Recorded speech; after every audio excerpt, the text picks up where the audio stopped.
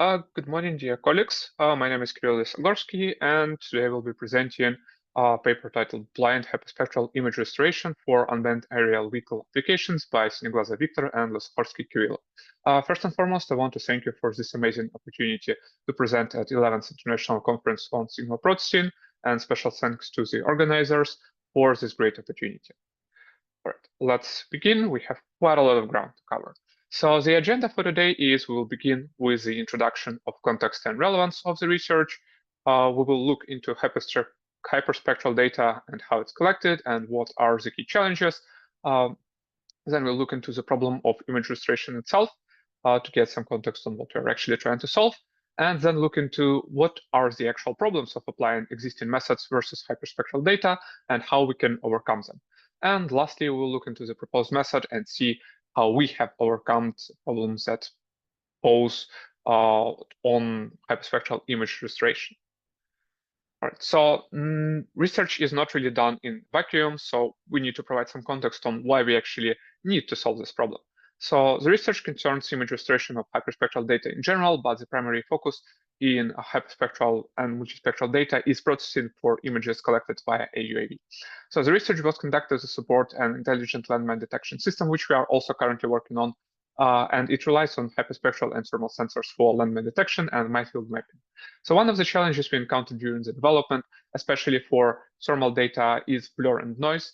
Blurred images polluting the training or validation data set result in decreased recall and precision, and issues during orthophoto reconstruction. So here you can see on the right there are samples of blurred and normal images, and on the left is resulting restored orthophoto. As you can see, it has gaps, and this part here is obviously blurred, which causes not really well reconstruction. In some cases, even several blurred images would result in complete inability to restore orthophoto. So this is actually a clean version. The unclean version is much, much worse. It's not really usable in any shape or form. So during the initial data collection, our team has detected such images manually and removed them. But it is apparent that this approach is not scalable and oftentimes leads to gaps in the orthophoto itself, which decreases generalization ability of the model. So we needed some more automated solution to either filter those out or improve the quality. And we took the latter path to work on actually improving the images rather than just throwing them out. So this is relevant for two use cases. First one being drone operator experience. If there is a person behind the control desk, which actually controls the drones, they could see images much more clear and make more informed decisions. But the real focus here is automated image processing. So in our case, that would be landmine detection, but it also can be used in a variety of different applications as well.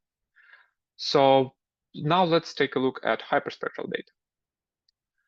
So hyperspectral data, unlike traditional sensors, which capture a limited number of channels, like red, green, and blue, most of the time, hyperspectral sensors capture data in hundreds of spectral bands, resulting in much bigger but also richer images. So on the right here, you can see a visualization of a hyperspectral data cube. On the top, you can see our classical 3 channels, RGB, but the reality is you're not really working with this image, you're rather working with this whole backend of different channels that hyperspectral cameras are able to capture. So in addition to that, traditional cameras only cover visible spectrum of light, which is not enough for certain applications and domains. Hyperspectral sensors often capture spectral bands going into near infrared, so that would be 800 to 1100 nanometers, and ultraviolet ranges going from 300 to 400 nanometers, which makes it irreplaceable in a number of applications. But one of the key limitations to the hyperspectral sensor applications is their cost really. It can vary depending on the spectral range, resolution, capture frequency, and other factors, but generally price range starts at around 10,000 United States dollars, which is not really affordable for many cases. So this limitation heavily limits how hyperspectral cameras are used. So they are either used as a centralized stationary sensor, so that would be something like medical use cases where we would have it installed and patients would come to you, or waste processing where there's a centralized conveyor belt and you just place the camera over it to analyze the waste coming in. And another option, when you actually need to move the sensor, you need a highly mobile aerial platform, or such as plane, helicopter, or satellite to maximize the coverage. You can achieve with one sensor. However, advances in UAV technologies made them a viable and often preferable platform because they cheap, they are mobile, they are compact, easy to use. There's no real overhead to operate in them, which really makes an amazing platform for hyperspectral sensors.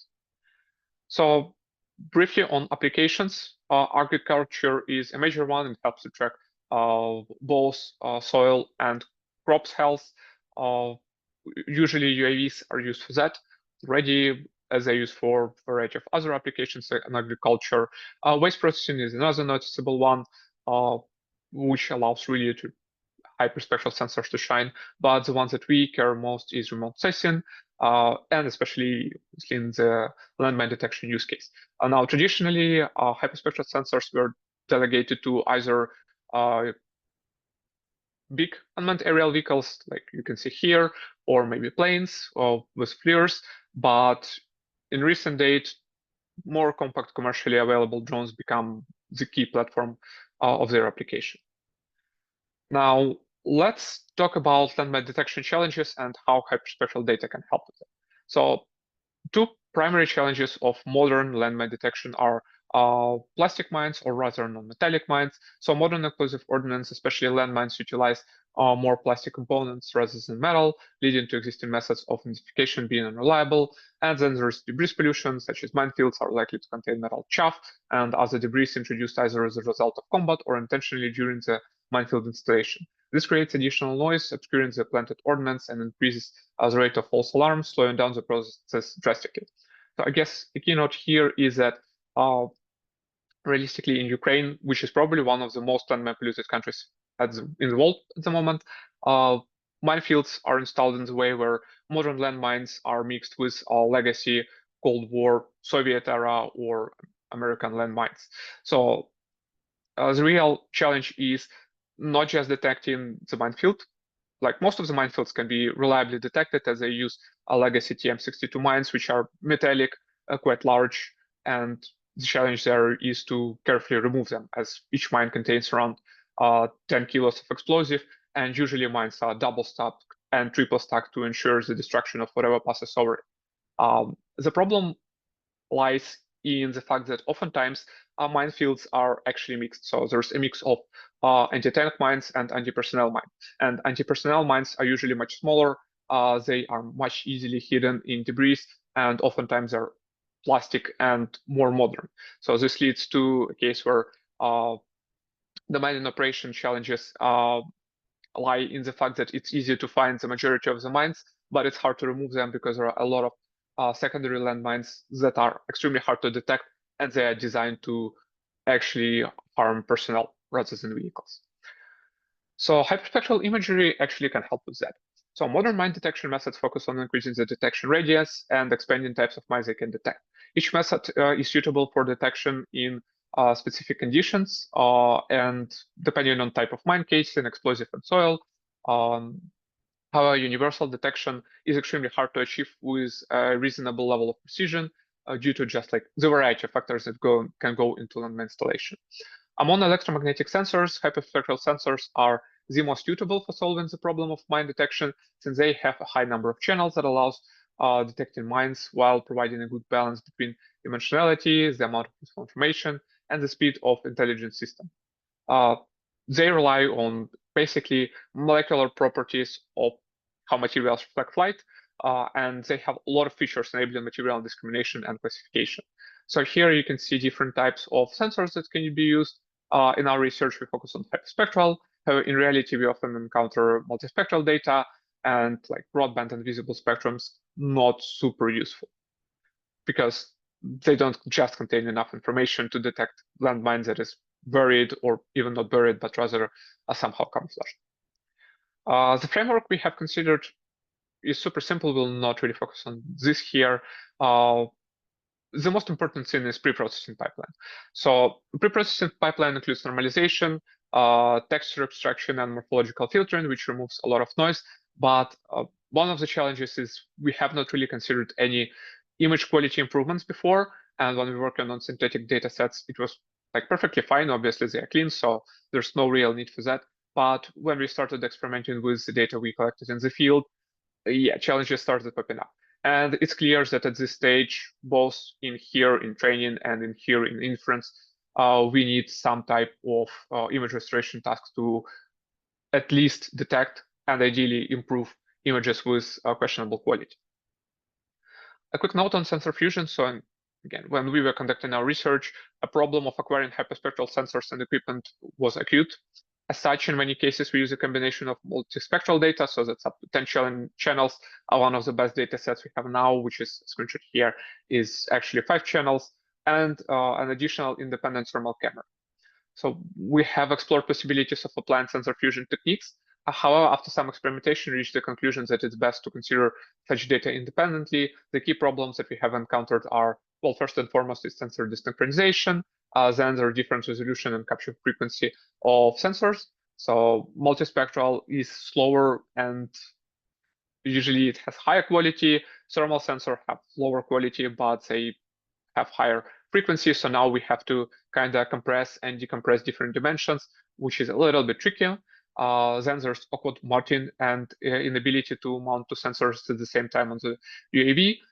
If we can mount 2, usually like kills the performance. The drone becomes slow, hard to control, and it sometimes destabilizes the drone itself, depending on how it actually mounted. So you get more shake and as such more blur, which is not really ideal. And obviously there's different feature domains. So when it comes to channel-based multispectral data, usually there's some smoothness between the channels. Usually they are split reasonably spaced within the input space.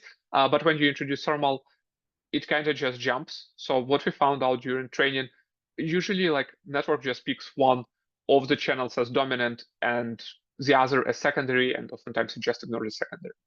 So as such, we have focused on processing them independently. Now, with all of this context, we can jump into the problem of image restoration. So the problem of image restoration refers to a challenge of restoring a degraded image to its original quality or improving its visual appearance. This problem involves addressing both deterministic degradation factors such as blur and motion, and random factors like noise. In remote settings, 3 common image restoration tasks are denoising, deblurring, and super resolution. In our case and use case, we focused on denoising and deblurring. So super resolution is important. However, since UAVs are flying reasonably low, you don't really need to super resolute the original image, and also super resolution is associated with introducing like artifacts, which is not really desirable when you have to classify landmines, because artifacts can be deadly in this case. So instead, we focused on denoising and deblurring, which introduce less artifacts. But yeah, as you can see in this image, usually there are some, at least, but we try to minimize them. Now, noise and blur are known, and there are multiple types and sources of noise and blur. So when it comes to noise, additive white Gaussian noise is what you usually think about, but really it's just a way to model white noise. Something that arises in sensors due to some natural process. Rather, it's something that's used either synthetically or as a model. Impulse noise arises from voltage spikes in the capture equipment. Nowadays, it's less prominent due to hardware improvements, but also it occurs sometimes. Quantization noise is something that occurs quite frequently, but is not as visible. Quantization noise refers to noise that arises when you round your continuous analog signal into discrete digital signals that you actually capture. So it's usually like not critical, it's more like a rounding error, but still something that needs to be considered. Poisson noise usually models through Poisson process, and in real world, it refers to a noise that arises from photons hitting the sensor differently. So there's like a probability of photon hitting each sensor cell. There's like a variance within the same time period for how much photons will hit it. So like there's that. But usually, again, it's not as prominent compared to impulse noise or speckle noise. Now, speckle noise is a fog-like phenomenon, which you can quite clearly see on other imaging types like ultrasound. So those like foggy background scenes are actually speckle noise.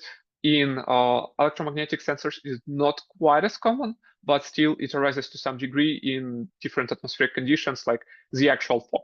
In that case, yeah, you need to deal with speckle noise, and it's one of the harder types to remove because it's multiplicative in nature. So modeling it is hard and removing it is hard too. Blur-wise, there's average blur and Gaussian blur. Those are synthetic noises that we use to model combinations of different types of noises. Then there's motion blur and out of focus blur. Those are the key types of blur we are trying to remove in our research. So motion blur speaks for itself. It occurs when a camera moves in relation to the ground and it simply can focus on anything at all. And out of focus blur occurs when you're trying to track an object with the camera and the camera moves in regards to background, so the object you're trying to track gets blurred. Uh, Atmospheric blur is another type of blur that arises from atmospheric conditions, but we don't really consider it because we have control over atmospheric environments. Obviously, you want to collect the data when the atmospheric conditions are good. Let's put it this way. You want to minimize the noise, and it's not actually like real-time dependent. So you can control when you conduct your checks. So we focus on motion blur and autofocus. Let's formalize the problem statement a bit. Image degradation is defined as a transformation from highly exposed image F, aka good image, to the degraded image G, aka blurred image, by applying a convolution with the kernel Q and adding a linear component N as the following formula. So it's quite simple. In our work, we model Q as our blur, and we use our kernels here. And then a linear component is actual noise that we introduce into the image. The goal of image restoration is to revert the degradation to recover the highly exposed image F, aka convert a blurred image into good image, minimizing some type of loss metric. For quality assessment, we use peak signal to noise ratio, which is like a default metric to evaluate the performance of image restoration tasks. It represents a pixel by pixel difference between the reference and distorted images pixels. There's a formula, but doesn't really matter in the context. So let's super briefly touch on blind versus non-blind image restoration. So in non-blind, Q is known and N is known. So you know what types of blur and what types of noise are applied to the image, so you can use deterministic methods to revert those. These approaches are less flexible, but are much more simple. In blind scenarios, you don't really know what Q and N is. You have to assume that they are nonlinear in nature, and you have to model around that. These approaches are more flexible, but are also more complex, and usually they are solved with neural nets nowadays. A quick note on image restoration. So when it comes to video image restoration, additional consideration is whether neighboring frames are available to provide additional context or not. In video image restoration allows for much better results by referencing neighboring frames in the optical flow. However, this comes at a cost of efficiency, necessitating to process multiple frames at the same time.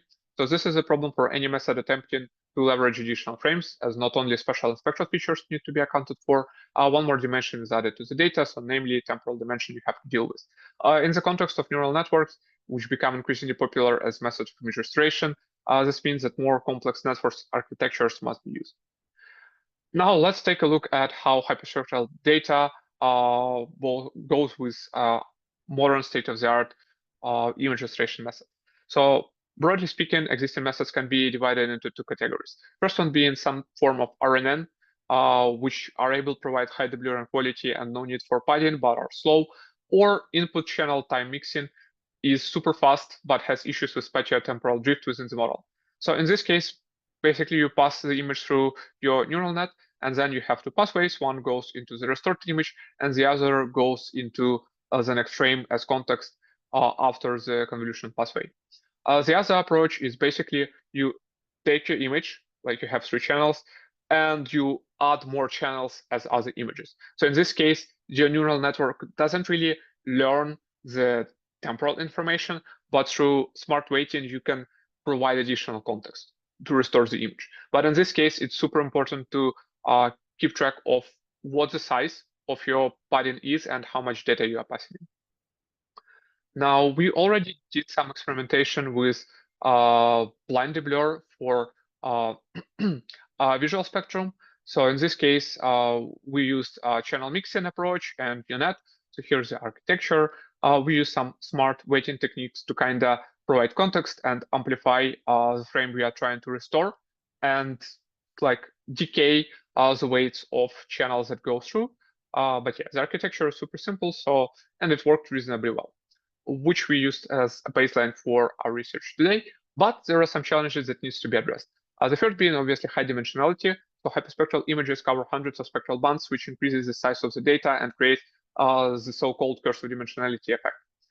There are also dataset limitations. Collecting and annotating hyperspectral data is time-consuming and expensive process, which often results in limited amount of available training data, which highly restricts the architectures of neural nets that can be used. Then there is spectral spatial complement. Spectral features are key for material recognition, but special features such as texture and context are also important for accurate classification. When you mix in temporal channel, it becomes even more complex. So now you need to account for three things and how they relate to each other. So the key difference are dimensionality-wise, classical allows for low dimensionality, and it means that channel compression is redundant, although possible if necessary. In hyperspectral scenarios, you have high dimensionality, so you definitely need some form of compression for channels. Also, you can choose channel mixing now because you already have 100 channels in one image. By using, let's say, window of 5, you have 500 channels to deal with. It's just too much data to build it efficiently. Now, when it comes to a number of input and output channels, in classical, you really want the same number of input and output channels. In hyperspectral, if you're using it for some type of automated processing down the line, you also want your image restoration to probably perform some type of dimensionality reduction. So it can have lower number of output channels. Now, when it comes to noise, noise is distributed across channels uniformly most of the time, and can be removed with deterministic preprocessing. In hyperspectral scenario, noise is distributed across the channel not uniformly, simply because you have much more discrete channels. So in this case, some channels are impacted by noise much more than the others. Blur is distributed across the channels uniformly in both cases, so it doesn't really depend on excuse me. So it doesn't really depend on whether it's classical or hyperspectral data. And when it comes to approaches, there are multiple approaches for both spatial and spatial temporal image restoration. In the case of hyperspectral data, most of existing methods cannot be translated one-to-one due to input dimensionality. All right, so let's take a look at proposals. So the architecture of UNet here is almost exactly the same as the one that we used in previous research, but as you can see, we are not using channel mixing. Instead, we are using recurrent connections into convolution layer. It means that we have to do some smart training. So basically, during the training, we have to adjust the weights, and first we train the autoencoder itself, and then we train it on the residual connections. But yeah, we try different architectures like GRU or LSTMs, but really nothing beats recurrent networks and UNets when it comes to hyperspectral data, just because the data itself is so complex, but the features you're trying to extract are relatively simple that you don't need complex architectures. You need something that can work efficiently and is easy to train the model. Now, the key benefits of picking this approach are, first of all, it's easier to model temporal relations through recurrent connections. At most 2 times height time width time channel data points needed to be processed at once. Then there's channel compression is learned by 3D convolutional layers, which is good. We already have handled that for us. Easy to tune the number of output channels and perform feature extraction at image restoration step. Then there's adjustable number of frames to be used for restoration. So if we want 3, we can go 3. If we want 4, we can go 4. It just passes through the network and that's it. The training procedure is exactly the same and no padding is necessary. Lower frame rate leads to lower number of useful images that can be used in the image restoration anyways when it comes to spectral data. And last but not least, it's mostly used in post-processing, so longer processing time is tolerable. Now, in the research, we used 2 data sets, one synthetic, one real world. Synthetic is the primary data set. We used 2 data sets, one being Pavia University and India Pines.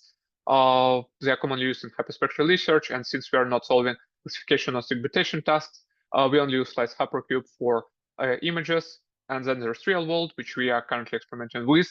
It was collected on proving grounds in Ukraine and is a result of a drone flyby over a field with several types of landmines installed. The flybys were performed with a drone that carried multispectral and thermal cameras. Now, the experiment setup is somewhat tricky. Obviously, we can't use real blurred images, so we have to somehow model them.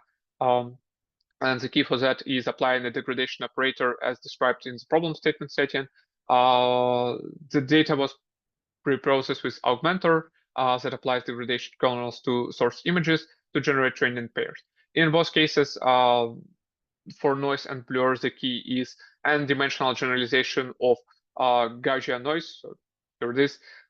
It is used both to model the noise itself and then for blur. However, we also use secondary type of blur, which is a motion blur, and it's one of the strongest and hardest to get rid of noise types. It is simulated through generated one-hot encoded vector kernel and applying a fin rotation operation to get motion blur kernel. So basically, here's an example. You get like one-hot encoded vectors, and you rotate it a bunch and apply it as a convolution to get images like this. The results are reasonably promising. So when it comes to one key observation is that getting rid of noise is super straightforward. Yeah, so when it comes to like average noise and no blur, it's almost identical to the original images. The effect is minor, but when it, yes, we're almost at the end already. So yeah, so yeah, it's reasonably efficient. We can effectively get rid of noise, but blur is still a problem, especially strong blur. Practical considerations are the proposed method works well on test and verification data. How issues were encountered when it was applied to real-world data set in zero-shot scenario, because overall generalization ability is low, so it needs extensive fine-tuning on real-world data sets to actually work. And this example here is the result of fine-tuning. So here's the blurred image, like the one from the original data set, and this is the restored image, so you can see quality is much better. Future research focuses on two areas, which is improving learning and stability, because there are some challenges with how network is trained. And then there is computational performance, because they are not super efficient by nature, like RNNs, which we can do. But we could apply like knowledge distillation and optimize network structure B to help with that. So conclusions, the proposed method is able to successfully bridge classic image registration techniques, overcoming the challenges of hyperspectral data. The method was able to achieve adequate performance for image deblurring and strong performance for image denoising. And the method is computationally intensive and is not applicable in real-time scenarios, but works efficiently well for offline data processing. And that's it. Thank you for attention.